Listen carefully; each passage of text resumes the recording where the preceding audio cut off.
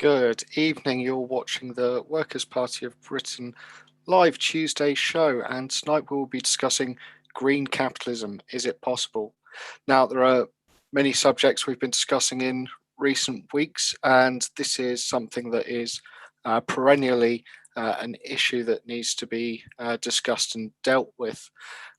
Is it possible to live a healthy, clean, sustainable life? Can society be made environmentally friendly under capitalism?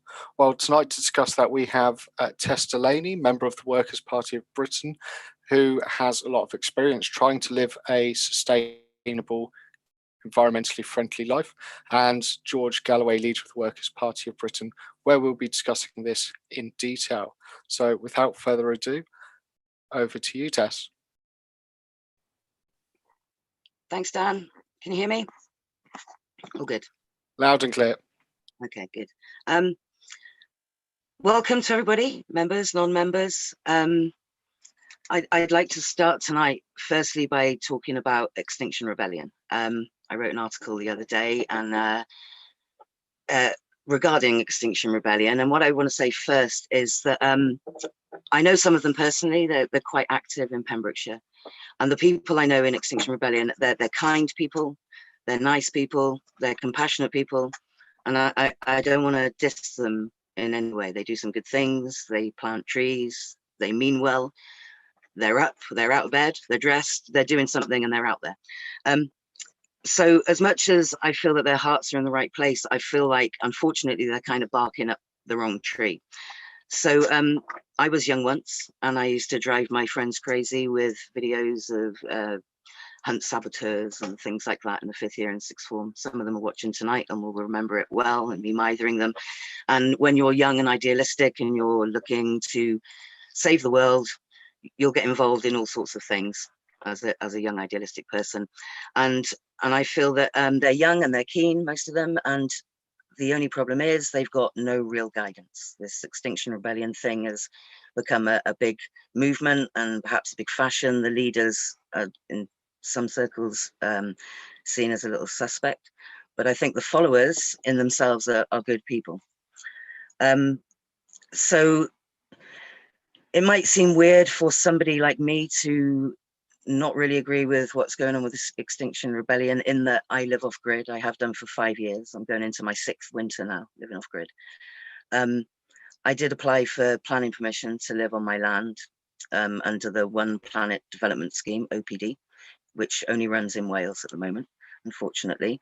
But it's been going for 10 years and there have been 34 successful applicants at OPD. So it's not easy, obviously. I tried, and I was reminded constantly over the year and a half that it took me to go through the process of something that one of the planning officers in Carmarthenshire said with another application: we can't have every Tom, Dick and Harry living in the countryside. So to them, it's they don't want hippies or working class people. You know, I bought my land cheap, hoping that I could achieve a dream and live off grid and grow my own food. For OPD, you have to have a business proposition to show that you're worthy enough to live on your land.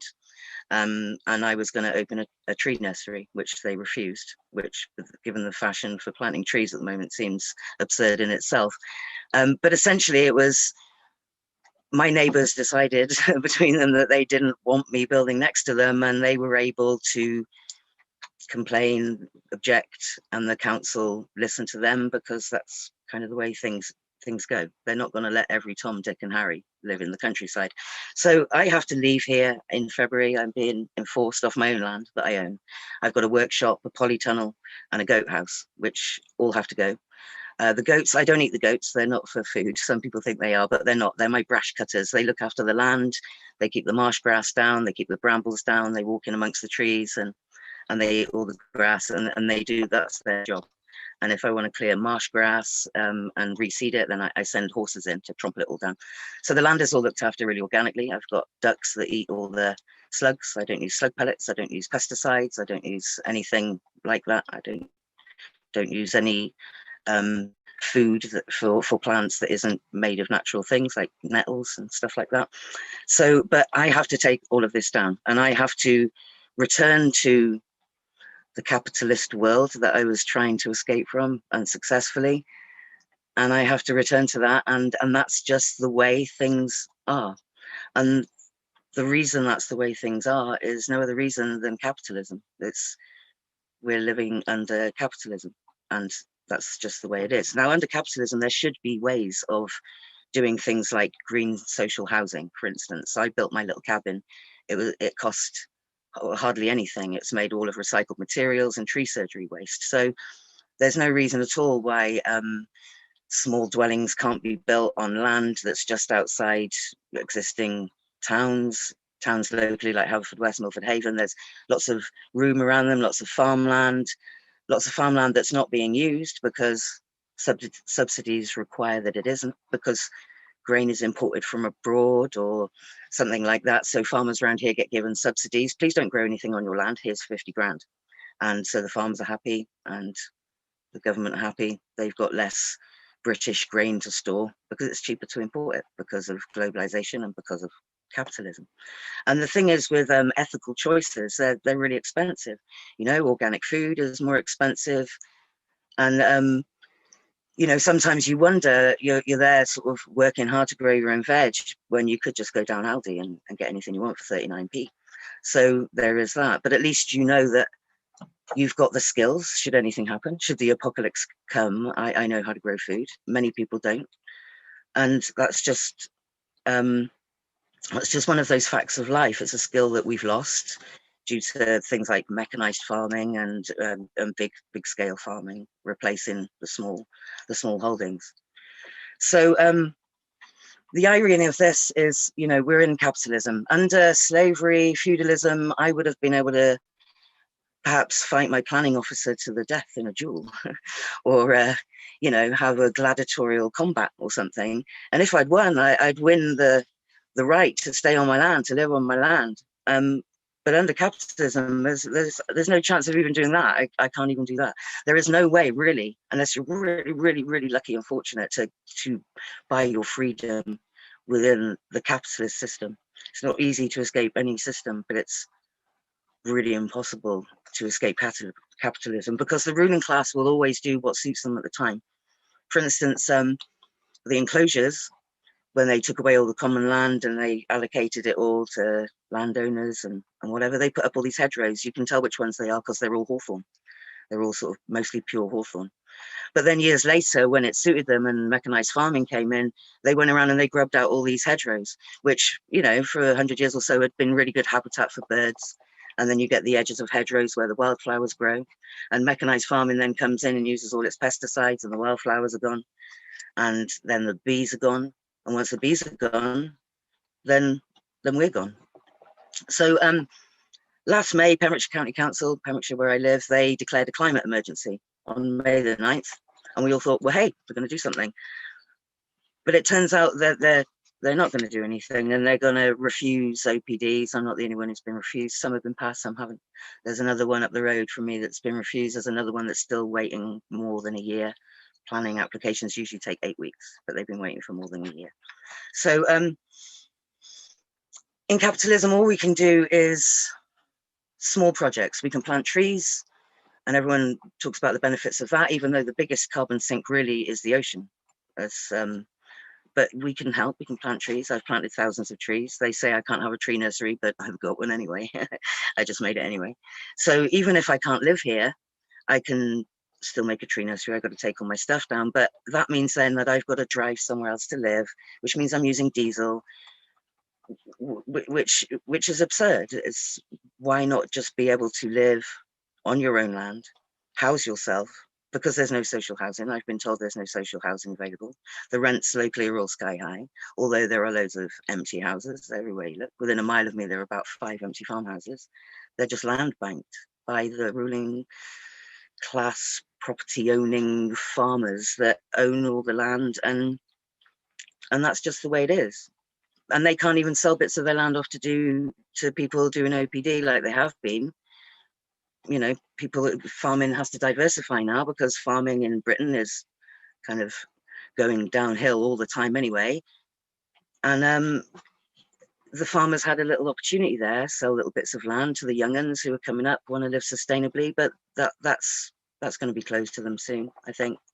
And you get climate change deniers, of course you do. And whatever's happening, whether it's solar flares or whether it's because of us, we have to respect our planet more. We can't go around belching smoke all over the place and using jets all over the place. And ironically, planes are falling out of favor now, but the rich people are all going and buying private jets. So there's less planes in the sky, but that won't affect the billionaire classes, the shareholders, the ones who make all the decisions. And this is why we can never have green capitalism, because you can't have a green revolution until you've had a red revolution, as far as I'm concerned. All you can do is pander and pay lip service to the masses with Shell and ExxonMobil, perhaps having little green logos and putting up some wind turbines to keep everyone happy, apart from the people who hate the wind turbines, of which there are many, of course. And so, again, we're arguing over climate change like we're arguing over everything else. And all we really need to do is get together with people like Extinction Rebellion, show them that they were wrong when they stated last week, someone put up a banner, socialism or extinction, and then someone retracted that. But I think they were the first time they were right, that when they said socialism or extinction, that's right, because that's essentially how it works. If we don't get socialism, then everything will continue to be run for profit, for shareholder benefit, and we'll never get anywhere. Jyoti, our deputy leader, she says there are no individual solutions to social problems, and that's true. I'm living proof of that. I tried to escape the system. I was unsuccessful. I've got to get back in there. But workers need socialism. Extinction Rebellion need to stop alienating workers by stopping them getting to work. And I'll leave you with one little funny story. The last protest they did around here, where they stopped the workers going to Valero, the refinery down the road. The Pembrokeshire answer to that was to go and get a digger, cut down the hedge, make a little track up the field, pass the protesters, go through the hedge the other end, and then just keep going, you know? So all they achieved that day was getting 2 big bits of hedgerow knocked down during bird nesting season, which was the biggest irony of all. So I hope we can all learn to work together. I hope the left and everyone can all learn that we're in this together. We're the workers, and the ruling class will never do what's best for us or for the environment or for where we live or for what's best for the animals or the insects or the bees and all the processes we rely on. They'll never do what's best. We're the only ones who can do that. So we've all got to get together, fight together. Okay? So thank you, Joel. Thanks for listening. Thanks, everyone. Thank you, George. Cheers. Thank you, Tess. I think that was beautifully put, and I think it's really good that you can use what is essentially a personal tragedy, because it is someone trying to live a sustainable, healthy life in the way that they want, and being stopped from doing that for no good reason except essentially greed is a tragedy. But I'm glad that you're able to use that to so eloquently express some of the problems that face our society.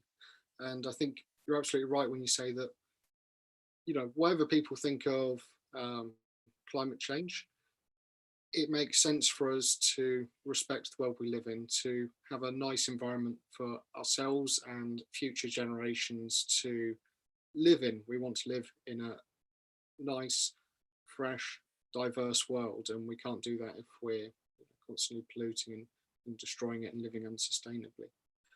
Without any further ado, we'll come to George, who will express the Workers' Party's thoughts further on this. Over to you, George.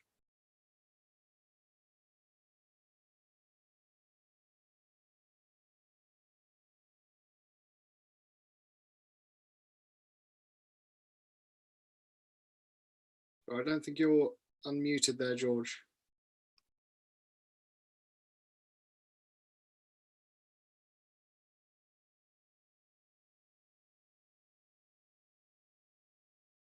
Oh, well, we'll come to George in just a second, hopefully. But you can also find Tess's writing on postcards from the hedge.car.blog and a book called No PD or Noped, How to Epically Fail at One Planet Development. And you can read her thoughts on various issues there and find out why we're so proud to have her as a member. Just checking now, seeing if we're able to get audio from George.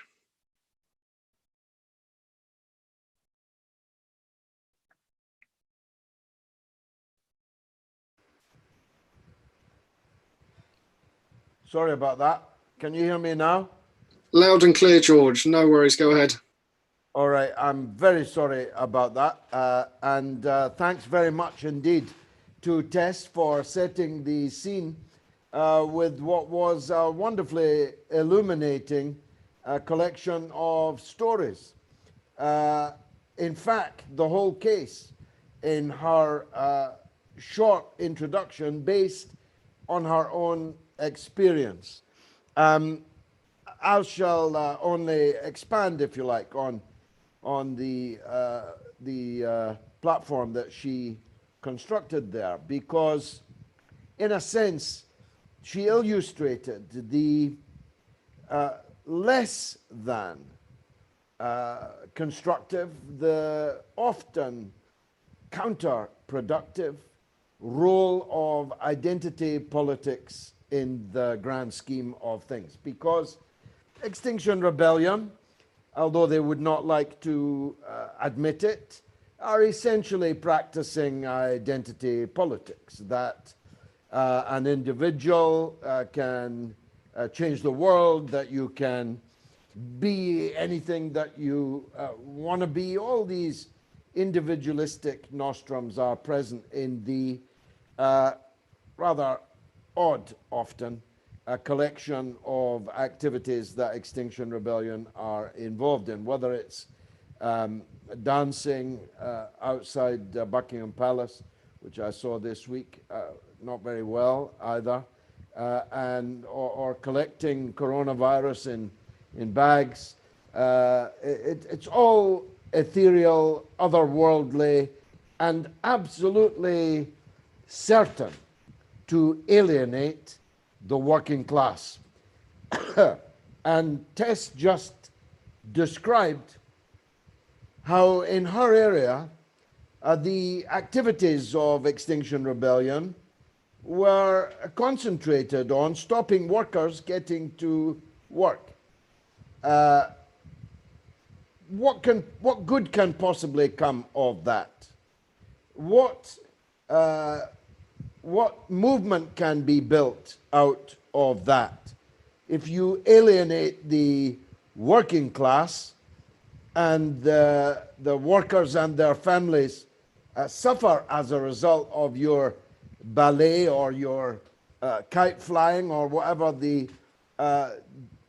pursuits are today, then you're going to increasingly divide the very people that you need to unite with. And I thought the Extinction Rebellion leadership's explicit rejection of socialism in the row about the banner was itself also wonderfully illuminating. Rosa Luxemburg's polarity, dichotomy, socialism or barbarism, is as true today as it was when she wrote it. And socialism or extinction is a perfect dichotomy. And the fact that the movement that gets all this attention and all this money, much of it from capitalist corporations, tore it down and explicitly rejected it, tells us much of what we need to know.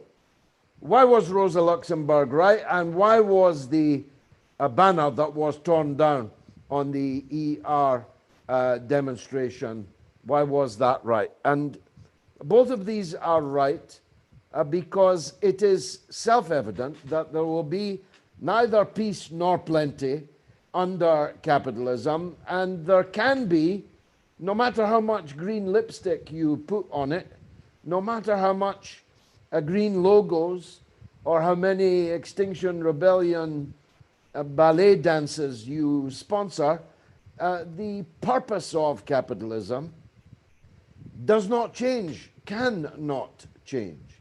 It is intrinsic to the capitalist model that it seeks the highest return of profit on its investment. Indeed, it has a fiduciary duty to do so if it has shareholders, which most corporations do. It has a duty, it has a responsibility. Above all, it has in its DNA the need to maximize the rate of profit by exploiting all the factors involved in the production of your goods, your services, in your business. That ought to be ABC. And it doesn't matter if the capitalist has long hair or short, if he lives on a Caribbean island and calls himself a hippie or not. Now, the ineluctable logic of capitalism is exploitation. Exploitation of man and woman and their labor, exploitation of the natural resources of the world, get them as cheaply as you can, sell them as expensively as you can, the exploitation of the land itself on which we live, and frankly, if they could bottle the air that we breathe and sell it to us, they very definitely would. I've lived long enough to see the rain that teems down on us become a commodity in itself. If you'd told me at the age of 20 that there would be a giant industry in selling bottles of water to people, I would not have believed you. But you can, of course, create markets out of nothing. So a system which is based on exploitation of all of the things that you are putting together in your business, in your industry, cannot possibly save the planet. Now, who's responsible for the ailing planet is, of course, a contentious, a controversial subject. That there is climate change going on is absolutely incontestable. The proportion of responsibility that we should attribute to human behavior in that climate change is more problematic.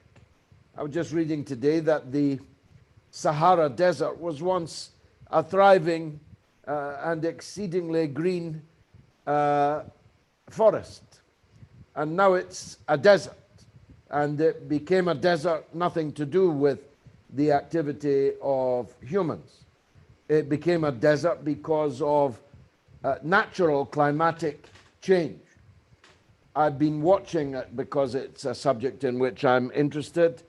The Discovery Channel series on the changes that are constantly taking place in the universe, and the new knowledge that we have of black holes and so on. And by the end of these programs, I'm convinced more than I was that there are many things at work in the universe, many forces at work in the universe, and we're not going to necessarily be able to avoid the consequences of any or all of them. But Dan put it well during the handover there.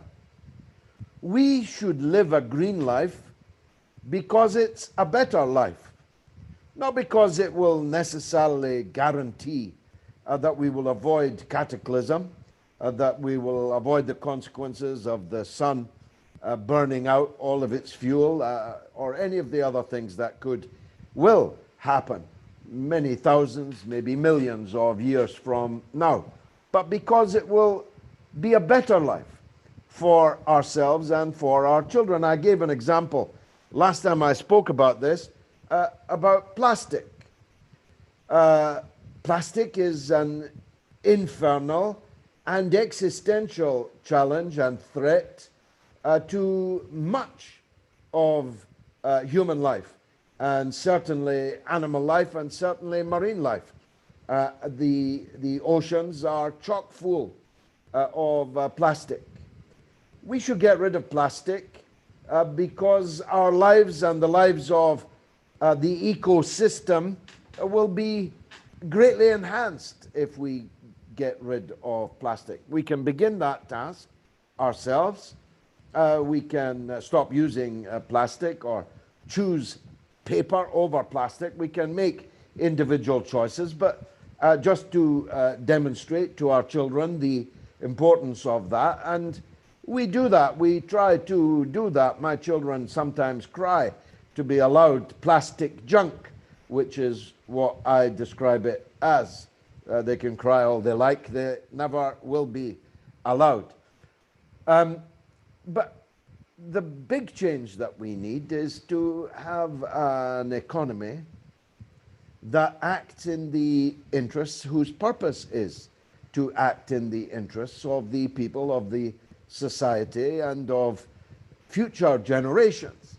That kind of society can only be a socialist society. Capitalism is interested only in me and now, not us and always. That's the nature of the beast.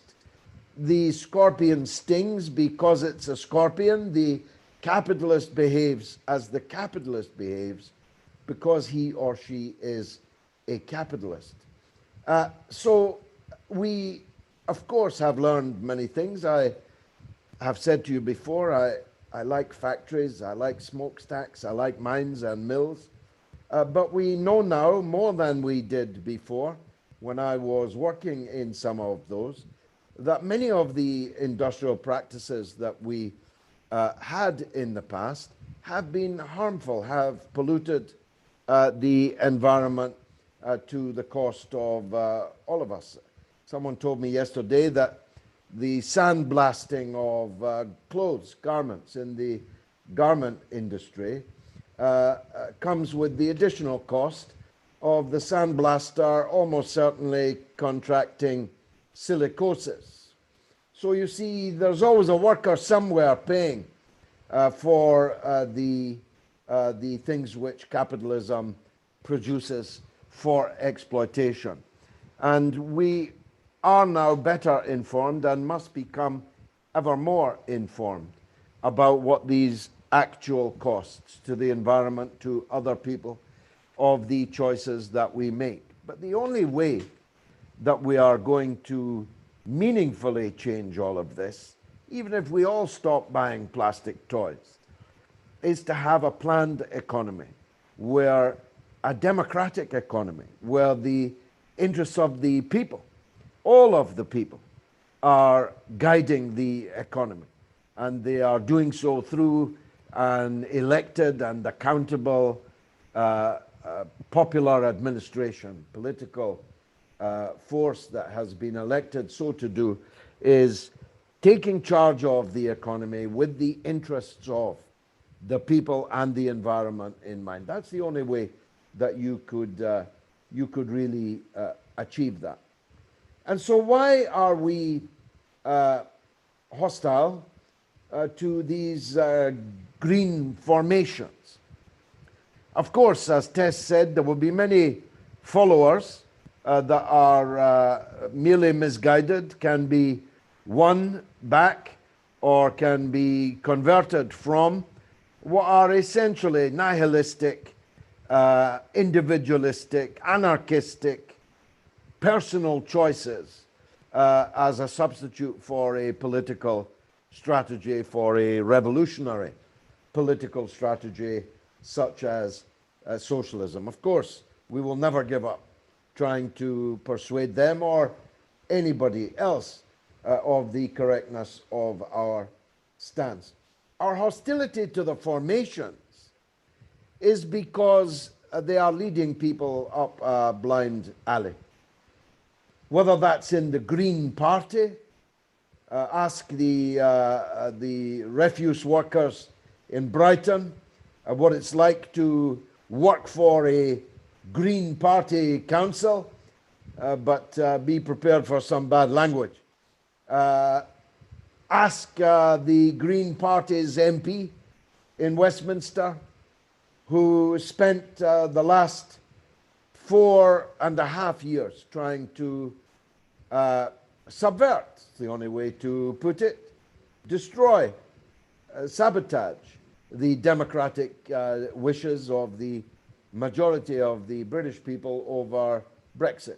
All Green paraphernalia was cast aside, and Caroline Lucas became effectively a lieutenant of the Remainiac camp, the Remainiacs, the FBPE lunatics, and all of that. That's the truth of the matter.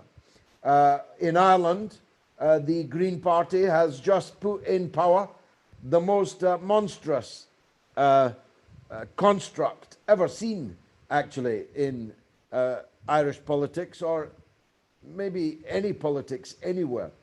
They have put the discredited Fine Gael and Fianna Fáil coalition into power, even though they all lost the election to Sinn Féin, which by any standards had won the election and had a democratic mandate to govern in Dublin.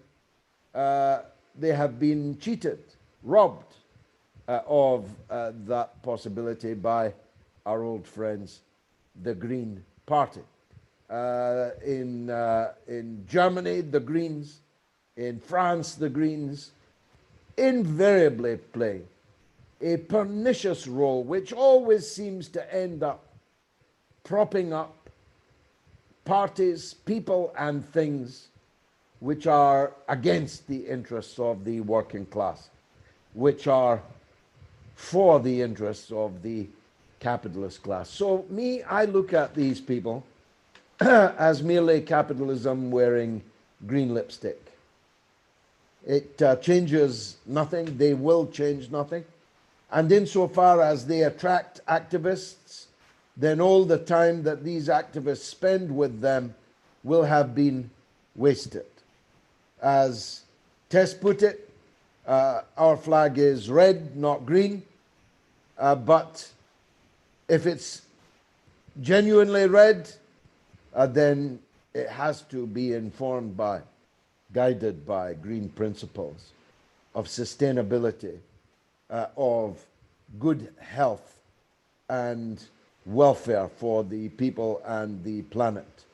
I'm increasingly thinking about and concerned about the planet because I'm getting older, but because I have very young children. It is a preoccupation of mine, what kind of world we're going to leave for our children. But the biggest single thing we could do to transform the prospects for our children, grandchildren, and for the hope of the planet would be socialism. Socialism is the cause of labor. The cause of labor is the hope of the world. That was true 120 years ago. It's still true today. Thanks very much, Dan. Beautifully put, George. Thank you very much. And thank you again to Tess. So I hope that's laid out some of the thoughts and ideas that we have in the Workers' Party of Britain regarding the environment, climate change, sustainable development. If you want to learn more about the Workers' Party, come and discuss these things, follow us on Facebook and Twitter at Workers' Party GB. Find us on Facebook, Workers' Party of Britain. You can find us on workerspartybritain.org. And if you sign up, you're more than welcome to join in with our members' meetings where we discuss and formulate policy. So do the right thing, get in touch and join us to make a real change in the world. Thank you and good night.